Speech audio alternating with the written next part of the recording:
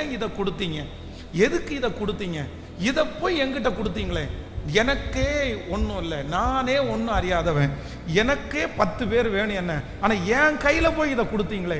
இது வரைக்கும் இந்த ஜபத்தில் இருக்கிறவங்க கசந்து கொள்ளலாம், இது வரைக்கும் நீங்கள் வருத்தப்படலாம், என் கையில் இப்படிப்பட்ட ஒன்றை எதுக்காண்டது தந்தீங்க, என்னால் முடியாது, என்னால் முடியாது, எனக்கு வேண்டாம் அப்படின்னு கூட நீங்கள் நினைக்கலாம். ஆனால் ஆண்டவர் இன்னைக்கு உங்களோட தீர்க்க தரிசனமாக பேசுகிறாரு, தீர்க்க தரிசனமாக பேசுகிறாரு.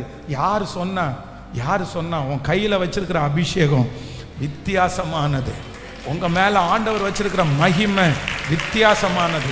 தரிச்சு நில்லுங்க, தரித்து நில், மேற்கொண்டு ஓடு, தொடர்ந்து ஓடுங்க, வெற்றியா நில்லுங்க. கர்த்தர் ஏன் செய்ய மாட்டாரு, கர்த்தர் செய்வாரு, அது உங்களை கொண்டே செய்வாரு. ஞானிகளை வெட்கப்படுத்துறதுக்கு உலகத்துல பைத்தியங்களை தெரிந்து கொண்ட ஒரே தகப்பன் அவர்தானே. அவர் வாக்கு கொடுக்கிறார், அவர் வாக்கு கொடுக்கிறார். ஹல்லேலூயா.